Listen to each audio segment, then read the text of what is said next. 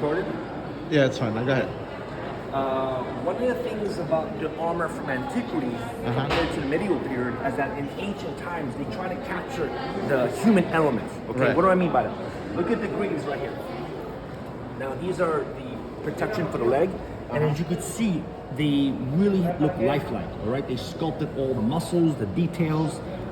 This doesn't really do anything for protection. It doesn't hurt you or help you in any way. It's simply there for aesthetic reasons. And we know the Greeks really embraced the male body. To them, that was beauty. Right. That was art. Females, you're just for having babies. But males, that's something that they really, really embraced. And so they incorporate this into their armor. Okay? Again, if you can afford this. And we'll see this with the breastplate too, the cuirass, where you see the pectorials, the abdominals, all the details. Right.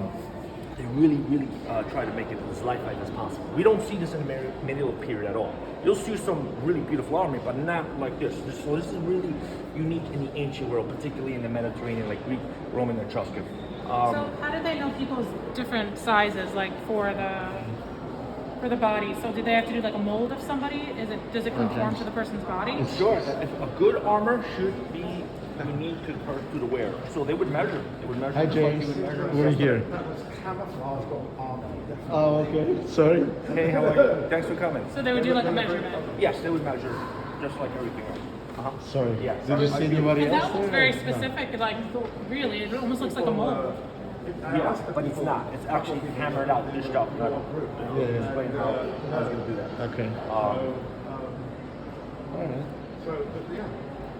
All right. Well, so Sergio, Corinthian, is this for the Corinthian League that they used to have in Greece, right? Basically, this was right after the Athens Leagues.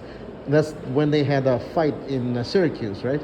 That's when the Corinthian League basically came down. Possible, but that's not what the helmet that was worn in that period. The reason why it's called Corinthian helmet because it was found in Corinth. I see. When it comes to armor, they'll call it. This is called a Monteportino, because it was found in that part of Italy. But it could have been Etruscan. It could have been Gallic too. So the helmet's names don't necessarily mean they were worn by specific individuals. This is where they were found in the modern world. Okay. And then what was the significance of this belt? I'm really not sure. It's probably just decoration. As I said, armor was fashion. I can't see it protected much. And this is not a Roman No, that's called a kopis. That's a Greek hacking sword. Okay?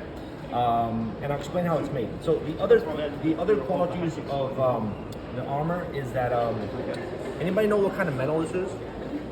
Well, it's not iron, right? Because it's past Iron Age. This is bronze. Correct, bronze. Yeah. Is that why it's green? Because it aged? That's right. Bronze is an alloy. Okay. Basically, it's two types of metals: tin and copper. When you melt them together, you get a much stronger metal, which is bronze. Bronze is used throughout this period. Bronze is used for a lot of different things: weapons, armor, jewelry, coinage, even medical equipment. So the way they made the helmets is that they would have made it one dish of bronze. So that helmet is one piece, and they would have hammered it all into shape. Same thing with the greaves. These have additional pieces, so they have hinges. But generally speaking, this requires a lot of skill. This is something that somebody would have to pay a lot of money to get these. Now, the swords and the spear tips, they would have been poured into a mold. Okay? So once the bronze was melted, they would have these, most likely they were clay molds, and they would pour it into there, and then it would break the mold, and that's how you would get the weapon. But generally speaking, that's just how these things were constructed in that period. So which period again? This is 3rd century BC, Greek or Etruscan. Greek and Etruscan. Okay. Yeah. So, so that's kind of like the early. Actually, there's earlier stuff than this, but this is a good way to start. Now let's go over here. This wonderful thing right here. Oh wow. This is a helmet worn by a soldier, possibly an officer, from one of the most powerful armies that ever walked the earth. Anybody know what army this is? Mongolian. Anybody know what army I'm talking about? Mongolian, right? No? You serious? It's not? It says The Roman. most powerful army, one of the most powerful armies. Roman, yeah, the legionary, There right? you go, the Romans. But it looks very like Japanese like, doesn't it? I can see why you see that. Yeah, I can understand that. But no, this is a Roman 3rd century AD helmet, okay? And you all know the Romans, right? You understand who the Romans were? Yeah. I like when we grew up in England, so we were forced to. I'm sure. They've got quite a presence for that. Quite a presence. And possibly this might have even been it. Okay, so let's discuss the construction of the Yeah. helmet. We have the basic dome shape, okay? And then we have this piece right here, that's called a brow. And that's not a decoration, that actually serves as a purpose. If someone's to hit it with that, that's gonna be kind of a shock. So it's gonna slow the blow, which gives them an opportunity to recover. Right. Now look at the back piece here, that's gonna protect the neck and the upper back. Right. Also very important. Now look at the openings and ears, that's very important, you see? Because we know that the Romans follow commands. Right. They had structures and they had drills and they were always listening to their leaders in battle. And so this is very important. So you can understand who they were. Everything else is pretty much decoration. Now let's look at the piece in the bottom there. That looks like an axe, right? Right. But it's actually not a weapon. The Romans did not fight with axes. That goes against their whole style of fighting. They were very systematic people. That is basically a tool, like what we use today. What is an axe used for? Hacking the wood So and do they stuff. only fight swords? Correct, swords. Swords and their shields. This is basically a tool for chopping down wood and building stuff like that. And we know that this is a very important prized possession. Why? Because he has a cover for when it's not being used, and he has decorations on it. Okay? So something to know about the Romans that they were builders. Right. They would spend more time building than actually fighting. So this dolabra is what it was called. They would use it to chop down trees to build their camps, their palisades, bridges, or what have you. Right. This gives you a good idea of who these people were. Okay, so they were very systematic, they were very organized, very structured, and they had their priorities. Correct. So this is a fascinating collection of what the Roman army would have looked like or what they did. Now, most of the roads that are built in Europe are built by Roman legionnaires, right? Isn't that The Roman those roads. Roman The roads. road from that period, yes. They were built by the So they were soldiers. expected from the off days to build roads and build fortifications and. In their off days, that Well, was part of their duties. Okay, so that's okay. Yeah, they would march 20 miles a day. They build their camps, and then they would have campaigns where they have to build roads or bridges, palisades, and stuff like that. So that was. But this is not a Julian time, right? This is not during Byzantium. No, This is a This is 3rd century AD. This is- So this is probably. a year or two. I mean, 100 years after the, what is it called, Nero and Caligula. Oh, sure. Yeah, I would say so.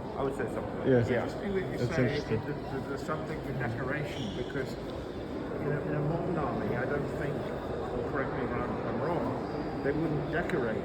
They wouldn't value decoration. Correct. It would be a helmet, I assume. I agree with that. Excellent point. So yes, they would actually add little personal touches to this. For example, here, come over here and look at this. There's 2 little mice here. Oh, wow. Now What does that commemorate? Yeah. That's what we don't know. Oh, okay. But if he took the time to put these mice there, it must mean something. We just don't know. It's one of those fascinating stories about history that we just don't know. But to James's point, they actually put this into their armor. It was part of who they were. This is important. This is expensive. This protects him, but at the same time, he's proud to wear it. This is like a heritage. So I don't know. Maybe he was a pest control guy in the legions. Maybe he killed mice. I don't know. But So yeah. to break even, I always had a question. Yes. When the armors and armor was it created prior to them going into a campaign?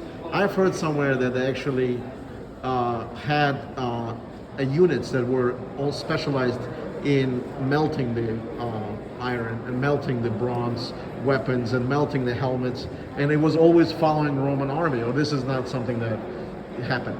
No, I would say part of it is true. So Okay. they had armors that worked with the legions. I Yeah. wouldn't necessarily say they were soldiers themselves. They Right. might have been contracted to do so. Right. But yes, they had people that would travel along with them because armor during battle gets damaged. Right. So we would have repairmen, let's just say, to fix it, to add pieces and stuff like that. Right. Very, very part of the whole campaign. Whether they were soldiers or not is irrelevant. They certainly were on their payroll, let's call them. Oh, I so see. yeah, that's very important for the arms. The soldiers themselves were not spending time making armor or making the weapons. It's Okay. too time consuming, and not everybody has that skill set. Right. You see, it's like today's world. A soldier, you're just trained to follow your orders and let the specialists handle the special tasks Yeah. and so on and so forth.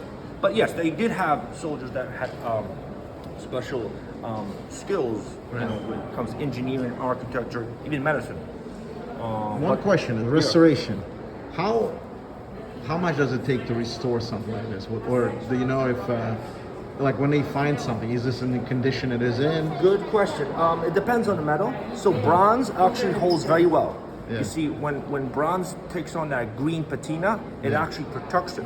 Right. That's why we have Statue of Liberty could survive all the elements, water and rain and all that stuff, because it just. But iron, we know what happens to iron when it gets wet, Right. It starts to rust. It starts to corrode. And this is what this is. This is copper and iron.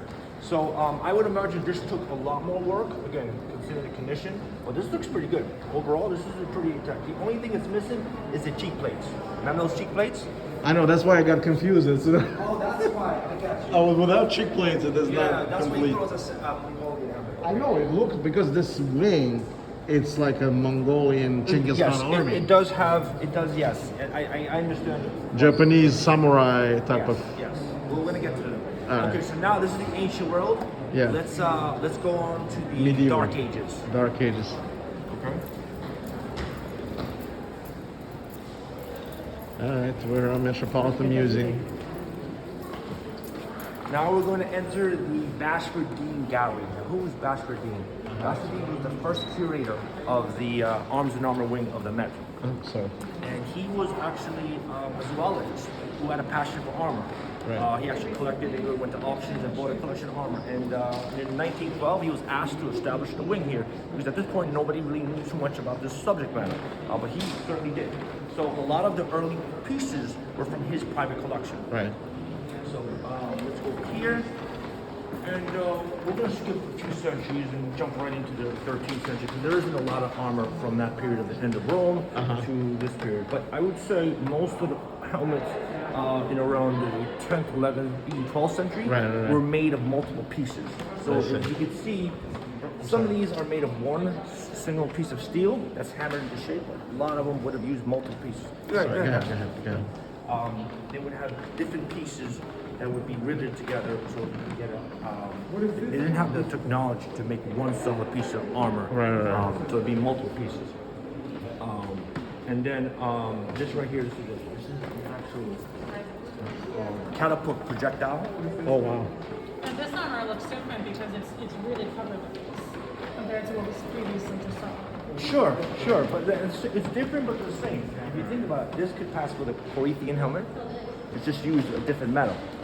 At this point, we're not using bronze anymore. Bronze is obsolete. Everything is now going to be steel and iron, which is a lot more heavier. Now, what's the difference between steel and iron, bronze, as far as the impact of the weapons and? As far as strength, steel is the most strongest of all. But you have to, I guess, forge it and melt it and find the appropriate. So we don't have the stainless steel at this point like we do today. Yeah, or yeah. Even then, we'll never get to that point. Most of it is supposed to be iron. We know iron is very heavy. It also oxidizes very quickly. Right. So it's a little bit of a hard to keep up with type of metal, but it is much stronger than bronze. Oh, wow. Bronze is pretty much obsolete at this point. We're not using bronze for anything other than coinage, I believe. Oh, wow. Let's look at the swords. The swords now also get longer. In the ancient world, they used shorter swords. Here they use longer ones, possibly because people now fight more in horseback. So Right. they need reach, they need extensions. These are Christian swords, but they have a lot of Arabic inscriptions in them. Most likely they were from the Mediterranean region during the Crusade era. Now let's go to the armor. The most of the armor in this period, I would say from the end of the Roman period up until all throughout, is mail. This is chain mail.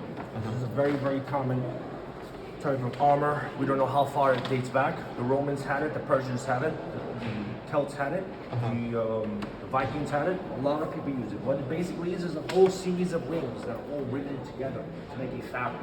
It offers a lot of protection, mainly for lacerations. It could block maybe arrows, but I wouldn't say it's that strong for, let's say, a lance blow from a horseback. So it's important that they wear something underneath, some padded protection, and if they could, some plate armor. but this is a very common style armor. So as I was saying, look at this helmet right here. It looks like it has multiple pieces.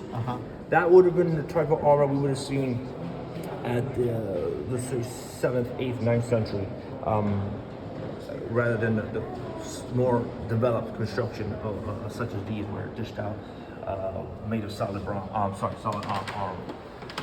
These are from different periods. They're all from the same. Right. This is the classic Hound School helmet. It's a very This is protected German, helmet. or what is that? Oh yes, German. This would have been a German made. Although Italians made it as well. We don't know who developed first, but most likely that one would have been a German style helmet. But it's just funny the way it's been, the way they've portrayed it nose, and I guess it's for breathing. I guess, or more of a space. Okay, so the pointiness is Yeah. so it deflects arrows. So, Oh, I see. arrows to hit it's just gonna hit. Same thing with the top. If I was to hit him with a blade, it's gonna just slide off. That's the whole idea. The slits obviously to the side, and the holes are so he can breathe. Now the holes are always gonna be on the left-hand side. Right. Why? Because on the right-hand side is where he's gonna get hit the most. Most people are right-handed in the Middle Ages, as they are today. So he's going to get hit more on the other side, so that side needs to be strong as possible. That's why the holes are always going to be on the opposite side, so he can breathe better. To what extent do these armor have to be personalized, or can you have a sort of a somebody who's doing it for an unknown, building it for an yet unknown Correct. soldier? Great question. It depends on your status. Ideally, if you have an armor that fits your body, that's the way to go, especially when we get into the more developed plate armor that articulates. When it comes to the chainmail part, that doesn't have to fit you as much. However, it's important to know the bigger you are, the more rings are going to be in there, making it more heavier. So it's best to have it as tailored as possible. So you don't have to have more weight than you need in your body. You already have to carry your weapons and a couple other supplies. So it's best to have it tailored. But if you don't, to your point, if you inherit it for somebody, or you found it in a battlefield and you looted it somehow, yeah, you'll take it, because at the end of the day, these things are very expensive.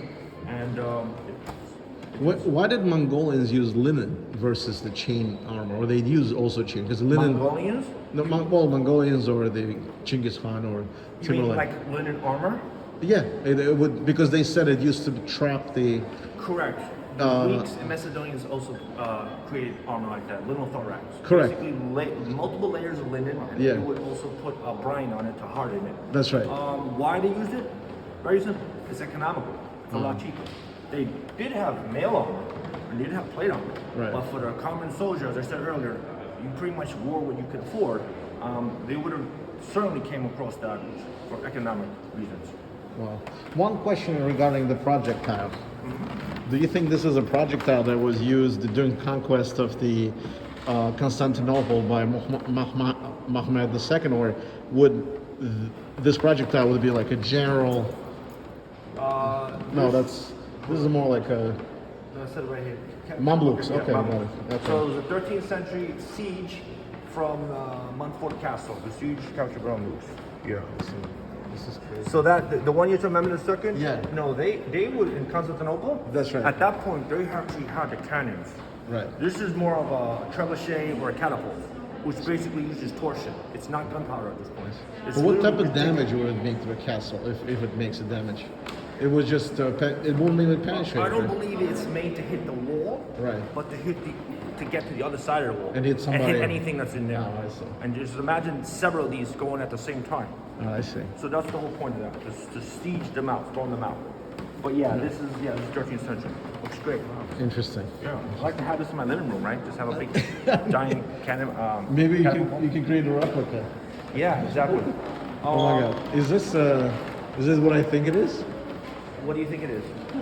This is not a Roman shield. No. Yeah, but it kind of resembles one. I know. No. This is called a pavise. It's a standing shield. Yeah.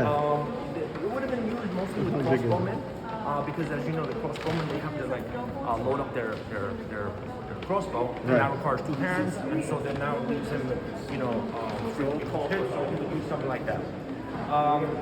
Normally there would be a suit of armor here that is a very iconic armor, but right now at the Met, they're moving stuff around. I don't know if you Right. noticed that. There's like a Mayan statue in like the medieval Europe section, and there's some African sculptures and like that. So they're just moving things around just to make it interesting. But normally they would have a really good piece right here. And because it's not, I just have a picture of it. But this is one of Bashford Dean's armor. This is a very iconic suit of armor for the museum and for the arms and armor world. Why? Because there really isn't a lot of 15th century armor that exists. Okay, it's very hard to find. Why is It's it? very rare. It doesn't exist. Is it because the designer was, like, let's say, We don't know Domenici? why. or- We don't know why. A couple of reasons is that because, well, remember, nobody was thinking about museums in those days. Oh, I see. So the armor probably got repurposed Right. or was discarded. Okay? Oh, I see. Unlike the ancient armor, there's a lot of ancient armor that survives because they buried them with it. It was not common for a soldier to be buried with his armor. Oh, But I see. now during the age of Christianity in Europe, we don't get buried with the armor. No. They would have sold it or made it repurposed or it just was discarded because it wasn't used anymore. So it's very, very hard to find armor from this period. And that piece I just showed you, the one that is sort of like a Frankenstein. It's a suit of armor from a lot of different other pieces. I see. Put together. And though it's not correct, Right. this is the closest we'll see to something in the Battle of Agincourt, a men at arms or nothing like wow. that. So let's Now go this to is the- this yeah. looks like something that they would use during the games, like for example the games? Knights game. Yeah, because look how Tournament, jousting? tournament just Somewhat, but no, that's not the helmet they would use for that. That's more over there. But this is strictly for battle. Late 15th century. what the heck is this flower for? The flower? Yeah. That's a rondelle. That's actually protecting this area right here. So I there's a see. lot of opening gaps in the armor that people will go for, and so I see. that's what that is. Now these little holes are there. There was an attachment that he would have used to probably hold his spear. Oh wow. But this was for combat. This was not for tournament. I believe. No, it's Now the other interesting about the armor in this period is that the fold part. Okay, that's kind of like a skirt, and how that's made is basically hoops of steel that are riveted together with the leather on both sides so that they collapse. Okay, so if he's to move forward, it's going to collapse, kind of like a dress, if you will. or if you want to go number 2 or number 1. Correct, correct. And this is important. Why? Because, well, as I said earlier, when it comes to armor, you have to be able to be mobile and flexible as possible. So if he used to get on a horse and this doesn't collapse, it would be very uncomfortable for him to wear. Or you probably couldn't control the horse. Or if he falls down, it's going to be time consuming for him to get up. So the way it articulates is extremely important. Right. We'll see better on there. This is a collection of mostly Italian from Milan. Now at this point, they really mastered the art of armor making in the form that they learned how to quench the armor. Anybody know what quench is? No, what is that? Hardening the armor. It's basically when they make the armor, they put it now back into the furnace. Right. The forge, so that it gets really hot. And now they're going to rapidly change the temperature, Oh, I see. which changes the molecular structure, making it much more harder, much more stronger. And this is very important because now you're able to make steel armor like the ones we know today. At this point, it wasn't so sophisticated, it wasn't so developed. Here, it's now gotten to a point where they can make really, really great suits of armor that much as strong as iron, but is almost as light as bronze. Remember, you couldn't wear this if this was made of iron. This would be too heavy. Because you can make it out of steel and hardened steel. Right. This is a big breakthrough. And this happens during the 100 Years' War. But you also have a risk of breaking the armor because of the fact that if it wasn't made solid and you put it back to forge it with with fire, and I'm sure you use probably something heavy to slam it down, right? Because you want to forge it, right? Once it's made, yeah. so once it's made, you put it into the furnace, gets a certain temperature, then you quench it. Yeah. Meaning I put it into the water to Right. change the temperature. Then I put it back in and do it a second time. So I think what you're referring to, yes, if you don't do that second mark correctly, Right. and you drop it on the floor, Yeah. it can crack. It's almost like glass. It's very brittle. Again, that's a skill set that was really hard to master because remember they didn't have thermometers those days. Right. So the temperature had to be right. Everything had to be just aligned to make sure these armors that took countless hours. I mean, we're talking about manual labor. Someone hammering these helmets into shape. Yeah, they had apprentices, but still, it still required a lot of time. Oh wow. Let's go over there. Let's look at a really another fascinating. Now, one of the fashion houses like the Medici was employed in the 16th century to do the armor. Mostly, I guess, for tournaments. Have you heard of something like that? Like the fashion houses were involved. Absolutely, yes. We'll cover that when we get to Henry VIII. Okay. That's a great point. This is another wonderful set of armor. As you can see how the bottom part has all those hoops. This is very important for it to collapse. Right. This is a very comfortable armor to wear, believe it or not. Notice how the waist gets very narrow. Right. This is so that the armor sits on your waist and not on your shoulders. Right. Because other than that, if they didn't have that, everything is going to go on the shoulders, and that can be tiresome. So it has to feel, look away, and to your point, look a certain way. This is fashion. These little lines on there, yes, they are somewhat to guide the blade, Right. but they're also really aesthetically pleasing, look really nice. They look very stylish. It's a nice piece. Now, how did it protect the hands? Were they wearing anything underneath those gloves? Yes, they would have mittens or gloves of some sort. Yeah. But if I hack away, I can hack away fingers because it's not really protecting, at least the thumb, it doesn't protect the thumb. Yeah, or there might have been an attachment to that. But I'm not sure about that. Or maybe they would have had a male chainmail glove. Right. I'm not sure about that. These are also shields from that period. Let's go to this section. Now, one thing, Sergio, this book, is this a tournament book or what? These are manuscripts of that period where they would record certain styles. There's even explanations of how they're supposed to carry out in tournaments, actions. It's sort of like a book of etiquette, you know? But it also gives us a lot of knowledge of how things look and the colors they use. And as you can see, it's very colorful and very dressy, and you know, they love to be spectacular. I would say they might have gone to battle with some of these stuff, but I think a lot of them have been more practical. I see. Yeah, they love to incorporate the art into the armor. Yeah. Interesting. Let's go over here. This is more complete armors right there. Yeah, that's more of the Hungarian armor. As you can see, the Hungarian has a little bit of Asian influence to it. It looks Middle Eastern-esque because of the conical points. This comes from the White Turks. It's exactly the replica of you know, they have this white Turks they call them. Yeah. There was an early version of Seljuks.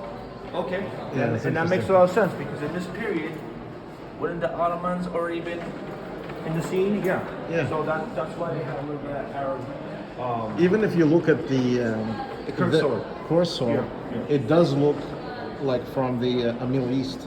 Absolutely. Or Arabic. Absolutely. It is. It is Arabic definitely. armies. It is definitely. It is definitely influenced that.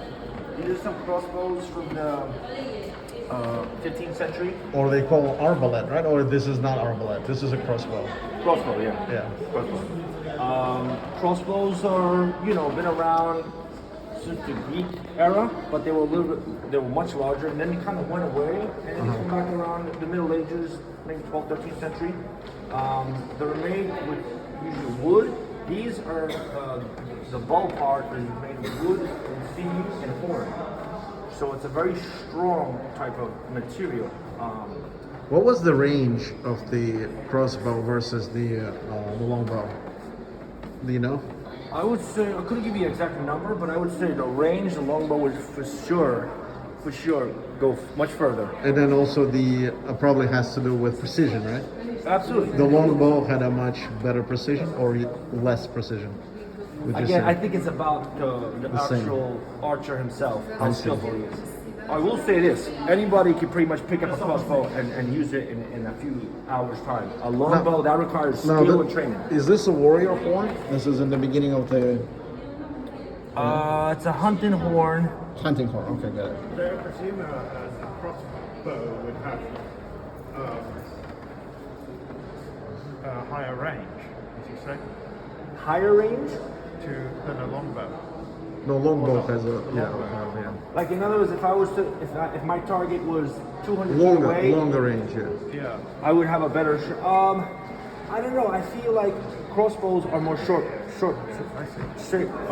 distance because yeah, I just the longbow you can probably have very skilled.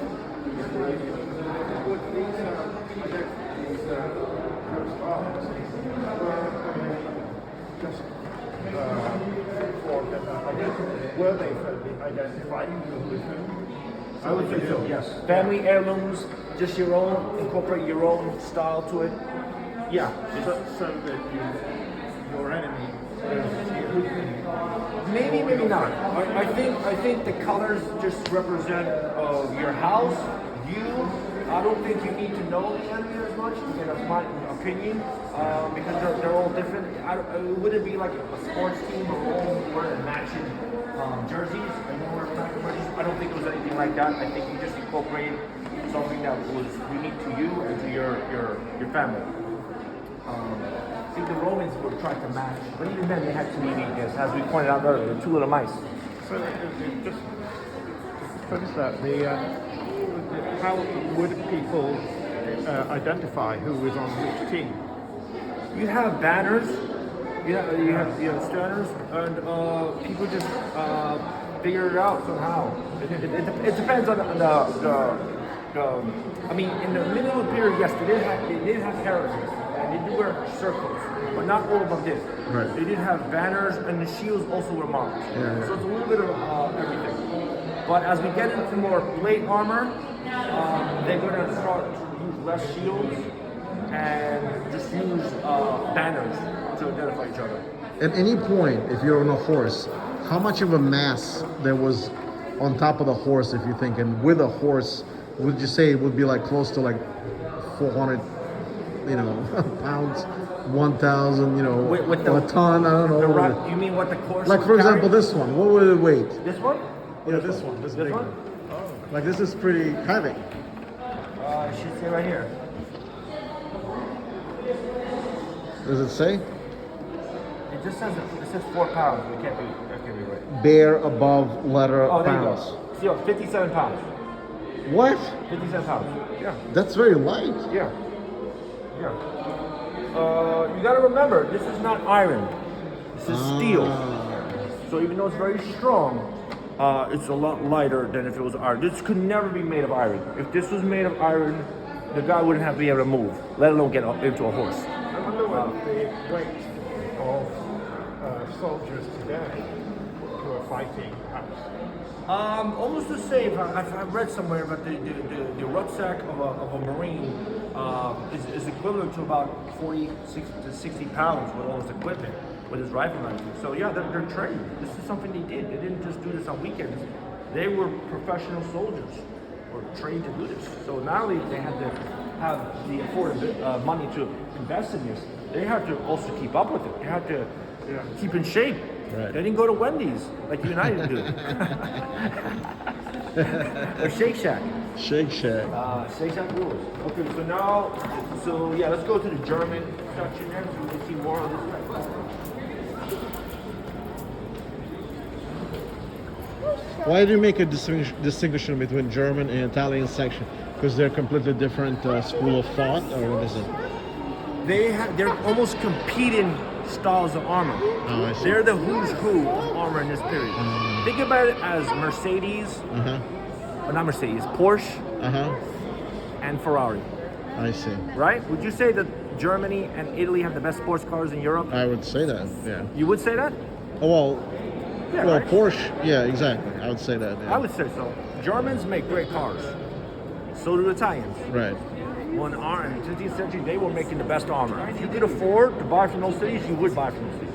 Hands down. In Germany, it was Augsburg and Nuremberg. And Italy, it was Milan. So it was mostly Saxony and not Prussia side, right? Or would it be a Prussia and Saxony and you know, like as far as the parties of Germany, Yes, not Prussians. is that when they're in that region? Yes. Because No, no, no. Prussians were like later. Yes, There's exactly. always So you see the flutes. Now these flutes that are on there, they're there for a specific reason. They actually act as a shock absorber. Okay. So if you see, if I used to get hit with them, they'll soften the blow a little bit. right. Also, supposedly they guide the blade in another direction. That I'm not too sure of. But they're certainly there, and they're also there for aesthetic. This is a style. People will actually like this type of armor. The rondelles, the round things, those again to cover the gaps. Right. This is a big guy. I know, it's huge. He's This not a is at small least guy. 6'3", 6'4", maybe even taller, how because much- it's kind of like above. So if you're what you're 5'11", No. I'm 5'6". This is like 5'7". This is 61 pounds. 61 pounds. That's not that heavy. No, but I'm saying And it's you wear tall. It's 61 pretty pounds? tall. I'm actually. Oh, that's how much you weigh? No, 61 pounds. 61 60, pounds. not 160. Malnutrition. Yeah. Yeah, that's 61 pounds of weight right there. Yeah. That's even less than kilograms. Yeah, exactly. Exactly. That's like 50 pounds. That's like a baby these days. But the important thing to understand is that if the armor is equally distributed among the body, right. if it was 61 pounds in one area, oh, that would be hard. But 61 pounds in your shoulders, your arms, your legs, your waist, it's a lot easier and a good armor, a suit of armor operates that way. So now that we have all these solid plates of armor, obviously the weapon is going to change now because we can't rely on just regular blunt bladed weapons because the steel is so hard to penetrate. Right. So they have more of these blunt style weapons, such as the mace right there, the war hammer, and a couple of axe heads that have piercing attachments to it. This is strictly to go against armor, to knock someone's helmet off, to try to pierce the armor in the chest. They're strictly for that. Well, how much can one person carry? If you carry all this, you're pretty immobile in the fight. Who 1, 2, 3, 4, 5, 6, 7, 8, 9 weapons? You would have one of each weapon. You would have your main weapon. These guys, they would have had a pole-like weapon, kind of like a halberd. It's not the sword. People think it's a sword. Yeah. No, they would have either had a lance or a hallmark weapon. Right. Again, assuming he's fighting other people that are armored as he is. Right. Or you'd have something like this. But again, it depends on who you are, what you're able to do, what kind of battle. It varies. It varies from day to day.